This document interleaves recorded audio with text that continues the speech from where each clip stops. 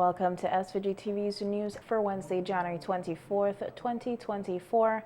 I'm Triska Campbell with the details. Following the recent amendments to the Marriage Amendment Act 2023, Minister of Tourism Carlos James said that there will be a renewed effort to promote St. Vincent and the Grenadines as a premier wedding destination in the region. Addressing stakeholders at the State of the Tourism Industry Address 2024 at the cruise ship terminal in Kingston on Tuesday, Minister James said this year the ministry will launch a destination campaign to promote their e-marriage licensing system. Anyone looking to get married in St. Vincent and the Grenadines can sit in a restaurant in Italy, in New York, in Miami, go online and they can book the application process. Get to St. Vincent, and within 24 hours, they can be at a resort signing the documents to be the newest couple in St. Vincent and the Grenadines. This initiative came about, and we've decided to move online, primarily because the destination, which once was the leading destination for destination weddings within the OECS and the sub-region, had a fall off. And largely because a lot of the weddings from the Grenadines, the applicants had to come to St. Vincent. That's an additional flight. They had to go to the office of the Registrar of Marriages. Then from there, they had to get a form, a Governor General's license. Then they had to take it to the Attorney General's office, which is at the other end of the city.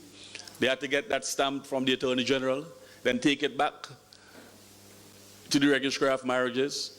And then by the time they've completed that process, they have missed their flight back to the Grenadines, and they had to then book a hotel on the mainland. But while I appreciate the booking of the hotel, you will appreciate how difficult the process is to do one of these destination weddings.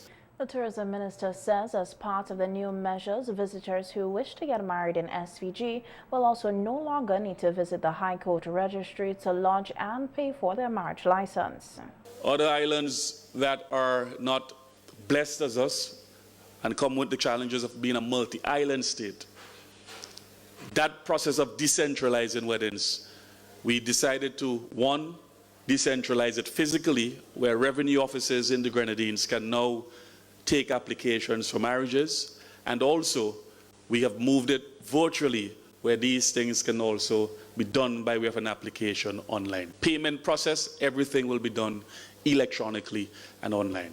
This is an initiative which simply required innovation, working collaboratively with our stakeholders to ensure that we then had the opportunity to say that we are going to launch a destination weddings campaign to facilitate these marriages. The tourism minister says with the expected increase in visitor arrivals and additional airlines to SVG, the time is also ripe for the launching of the St. Vincent and the Grenadines Music Festival this year. Side with the launching of the service to the destination by one of these major airlines, and we're working closely to ensure that these things are done in that particular order. Following from the One Family concert, which most of us here attended and would quite naturally agree that it was one of the best shows we've had in St. Vincent and the Grenadines, and the amount of local talent, it is time we create a global platform for our local creatives, allowing them to share the stage with international artists and performers. I'm not saying Burna Boy is coming, but we will have a lot more international artists and performers coming to St. Vincent and the Grenadines starting this year. October is the date we have selected for our music festival in St. Vincent and the Grenadines. Minister James also announced on Tuesday the appointment of Karen Vera, Calvert Jones and Carlos James as the new additions to the Board of Directors of the Carnival Development Corporation, the CDC. This is a good mix of technical skills, both in finance, marketing, and the professionalism that they bring to the existing board of the CDC will no doubt redound in the benefit of our product, our premier festival product. Karen brings a tremendous experience as an events host, mass band leader, marketing professional, and creative. Carlos is an island scholar, a professional accountant, one of the lead coordinators of Pitani Carnival, and the band leader of the Country Meets Tongue Juve Band. Calvert will also lead the revamped National Cultural Foundation to focus on building out arts and festivals nationally, as we invest $7 million this year in the construction of cultural and artistic hubs across the country, but also more so as we look at revolutionizing the arts and putting a lot more emphasis on culture as part of a tourism product. An independent assessment was expected to be conducted today to ensure all is set for SVG's hosting of the 8th Summit of the Heads of State and Government of the Community of Latin America and Caribbean States CELAC in March this year. The summit is expected to be held at the Sandals International Resort at Buckerman Bay, which is currently under construction.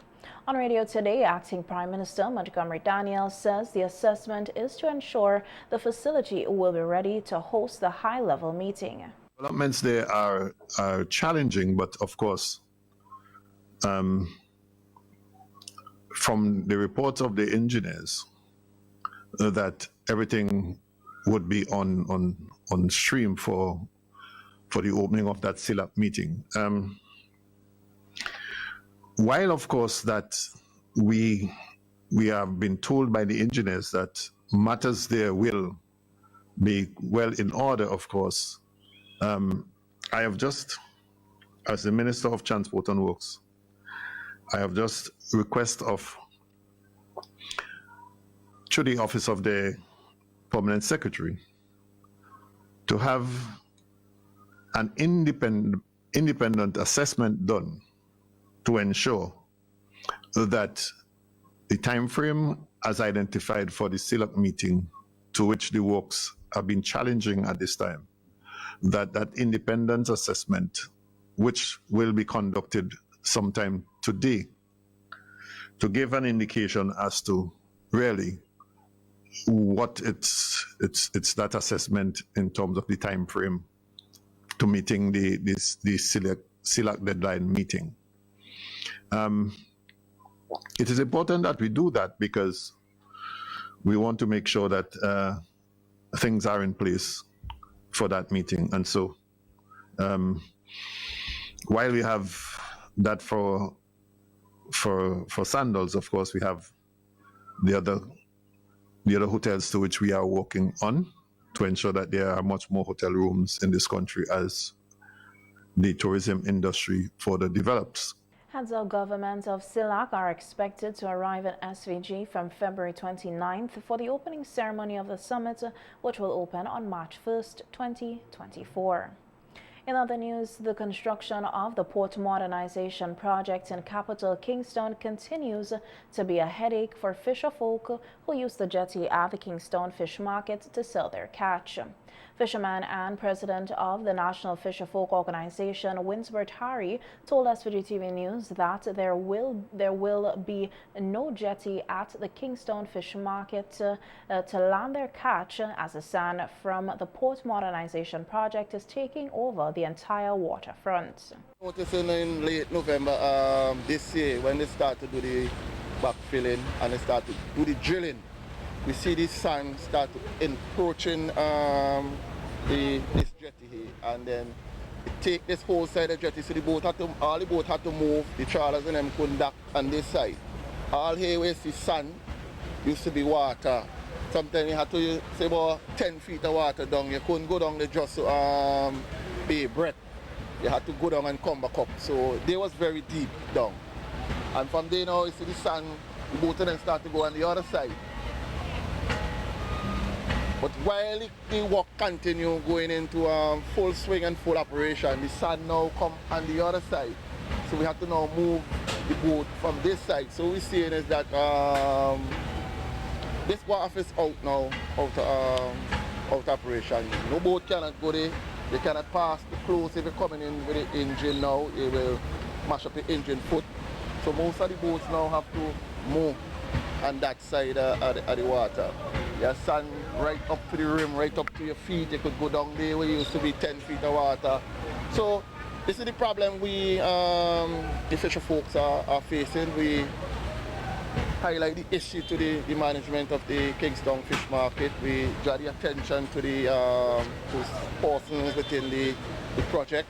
We draw the attention of the persons in authority. It is getting closer, and if it gets closer, then we can use that wharf over there. Where will we land our fish in Kingston? Where will be the next landing site for fishermen to land fish? If you look at the jetty in Caliper, it's so small. If the amount of boats are out there, there is no other jetty we can land fish. If this continue and the relevant authorities don't look into this at a serious note, we are asking them to look at this situation that is building up. Harry explains what the jetty was like before construction got started at the port modernization project. There was this small jetty you see just behind me over there, and most of the boats used to land our fish, and bigger boats. So when they refurbished the Kingston Fish Market, they decided that they're going to build a bigger jetty, which is that one that could accommodate bigger vessels, because persons might be moving out of the pirogues there and going into bigger vessels, as we say, longer fleet. And now we have in this fleet expansion program that is available now. So this jetty was constructed.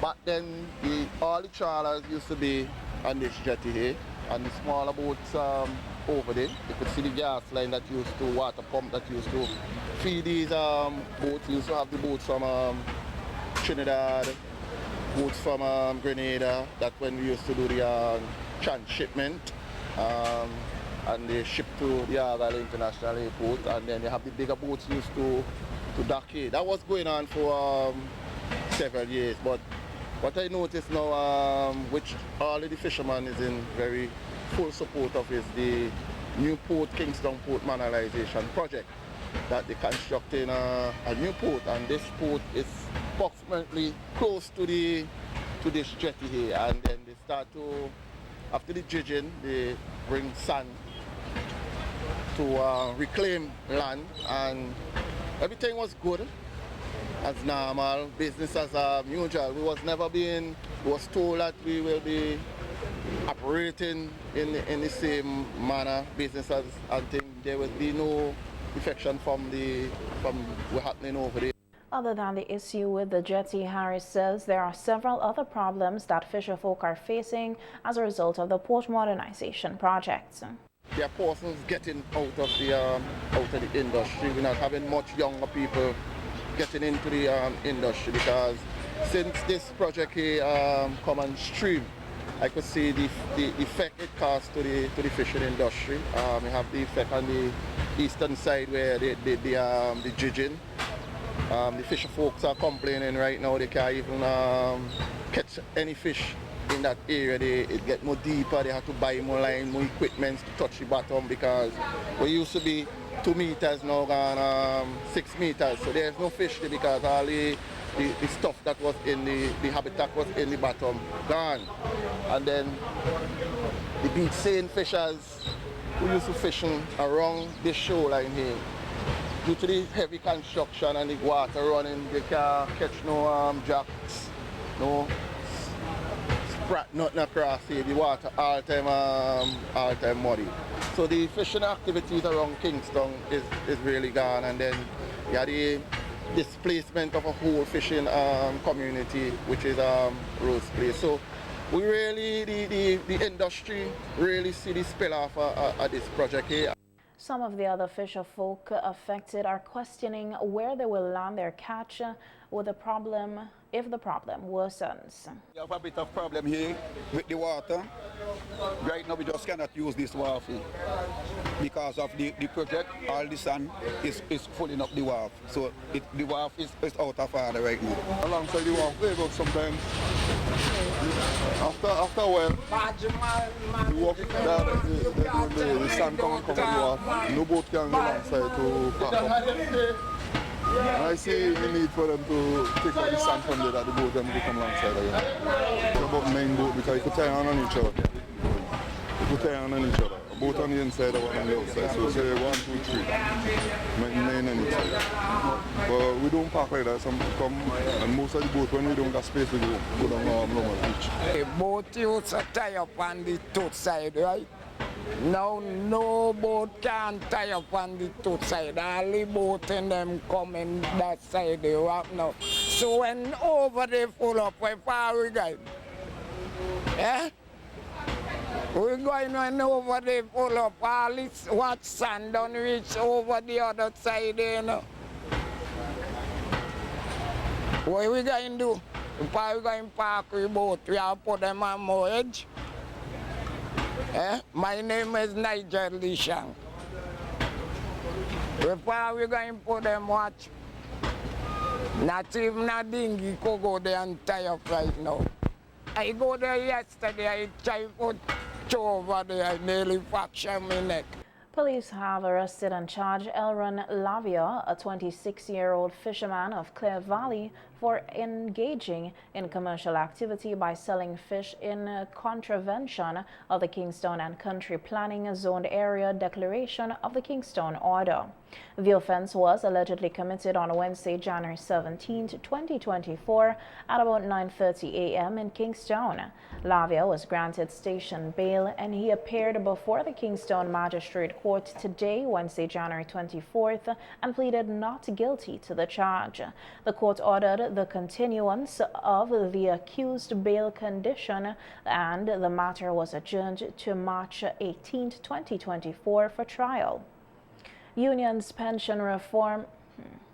Two of the major trade unions representing public sector workers in SVG, the SVG Teachers Union and the Public Service Union, along with the Police Welfare Association, have expressed disappointment with what they say are the proposed measures announced in the budget 2024 for pension reform and tax increases to be implemented this year.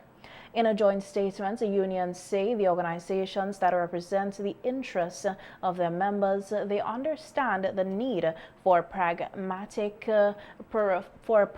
reform and welcome sound and appropriate measures to address the issue of National Insurance Services NIS pension reform and the sustainability of the employees and employers NIS Social Security Fund.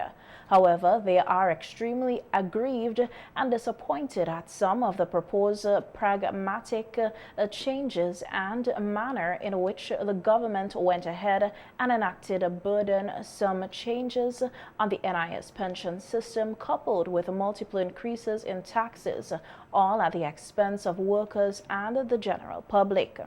The unions say after extending an invitation last year to have a dialogue with all the major stakeholders, the failure of the Minister of Finance, Economic Planning and Information Technology, Camila Gonsalves, to engage in social dialogue with them to discuss the parametric reform and condition of the NIS funds is deliberate and quite telling, noting that they are completely saddened by the government's disregard for the people-centered recommendations submitted by the SVG-PWA, the SVG-PSU, and the SVG-TU. The unions further stated that they are completely appalled at the disrespect that the association and unions received from a Labour government that failed to engage the social dialogue to discuss such an important and sensitive topic as parametric reform of the NIS fund, noting that with the proposed changes, consideration must be given to the following. 1. There is a palpable failure of the government to address the financial difficulties of existing pensioners regarding the challenges despite pensioners who have to survive on significantly inadequate pension with no increase for over 10 years despite high inflation. 2. There is a clear failure by the government to address the issue of workers and a total disregard for how proposed changes will affect their quality of life.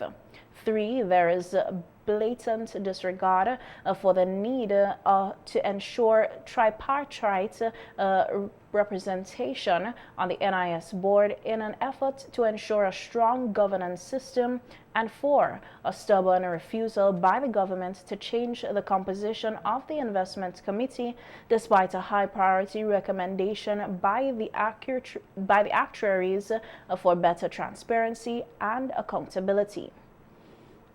Noting that the International Labour Organization, the ILO, recommended a tripartite relationship is critical to any reform, the unions as representatives of a significant number of workers and members, they have a moral obligation to act in the best interests of their members and by extension the people of St. Vincent and the Grenadines, and they stand resolute in doing so while assuring their members that they remain committed to working on their behalf to ensure that the NIS pension fund is sustainable but not a disproportionate or unfair advantage over workers and citizens of SVG.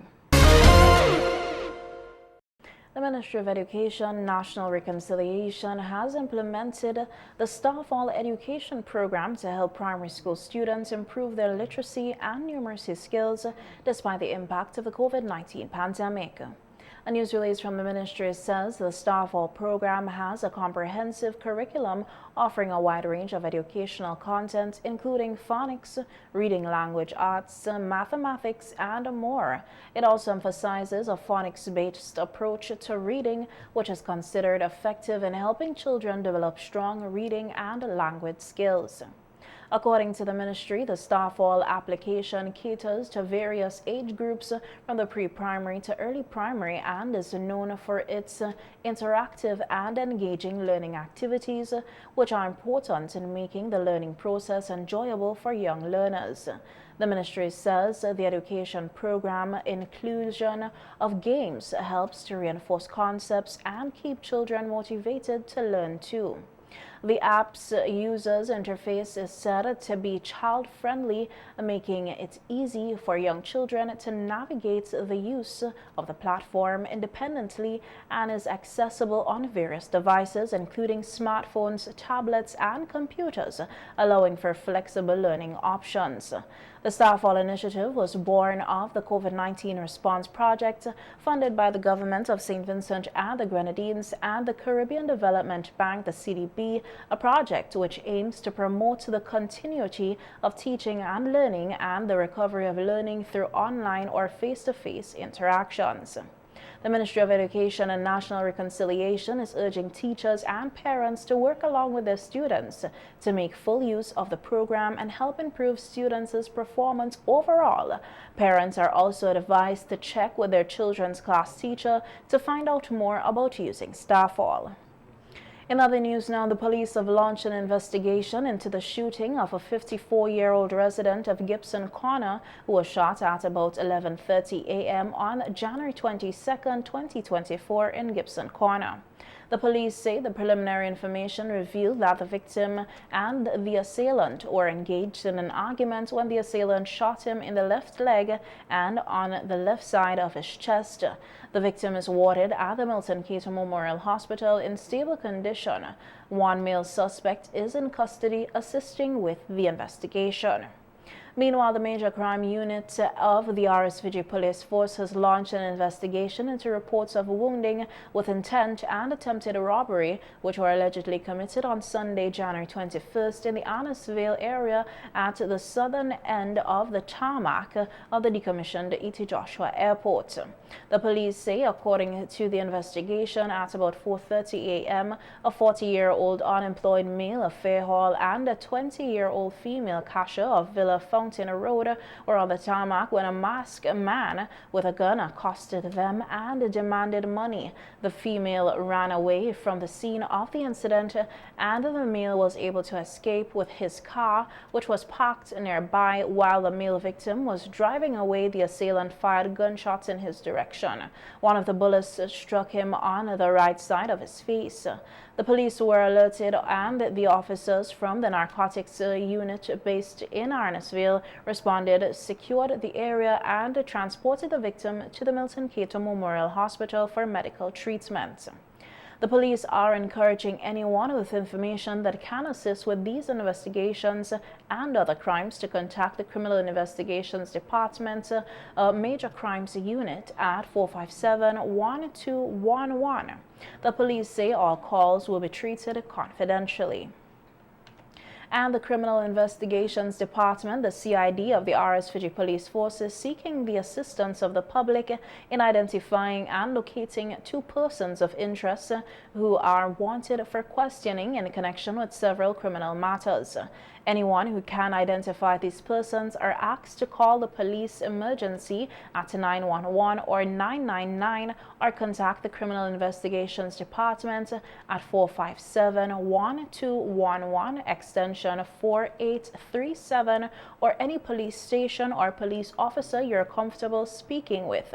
The police say all information received would be dealt with confidentially. The National Commission on Crime Prevention, the NCCP, has completed its work plan for 2024 and beyond. This is according to Director of the NCCP, Rodney Small. One Radio Today said close attention will be paid to its targeted audience. Small said the NCCP will be launching several initiatives in 2024 to help reduce crime in SVG, with one of the initiatives being an awareness drive about the NCCP and its role.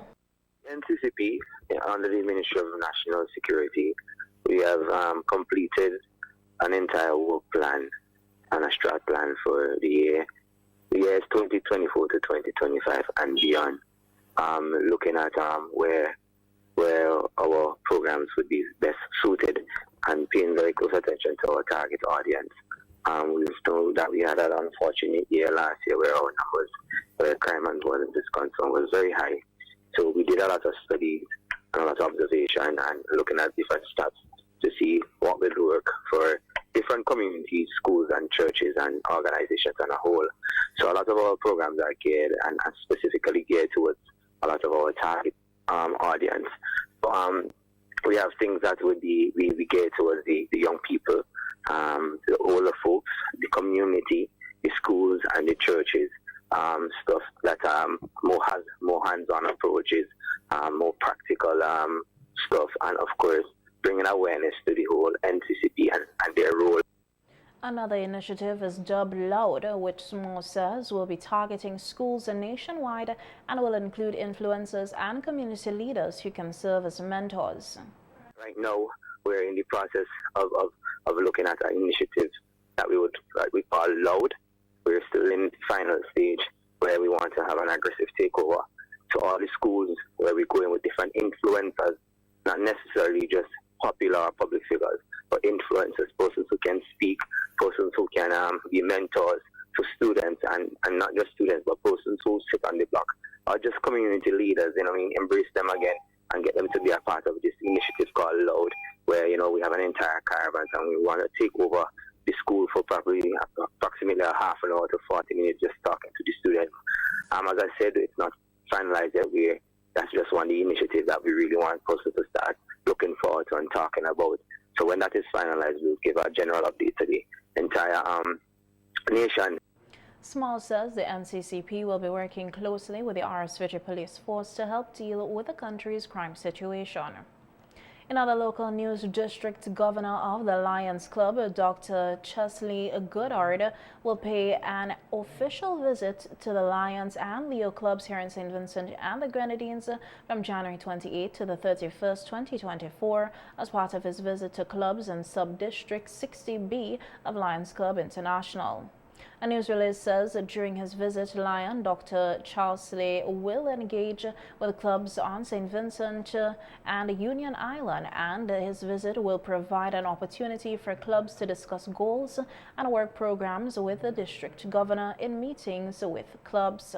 The district governor is also expected to pay courtesy calls on Governor General Her Excellency Dame Susan Duggan and Minister of National Mobilization, Social Development, Family, Gender Affairs, Youth, Housing and Informal Human Settlements, Dr. Orlando Brewster, for the 2023-2024 Lionistic year. Lion District Governor has challenged Lions and Leos across the district to unite in service in order to better better serve more communities. Dr. Dr. Charles Lees is a national of Barbados and is a consultant interest and endocrinologist by profession.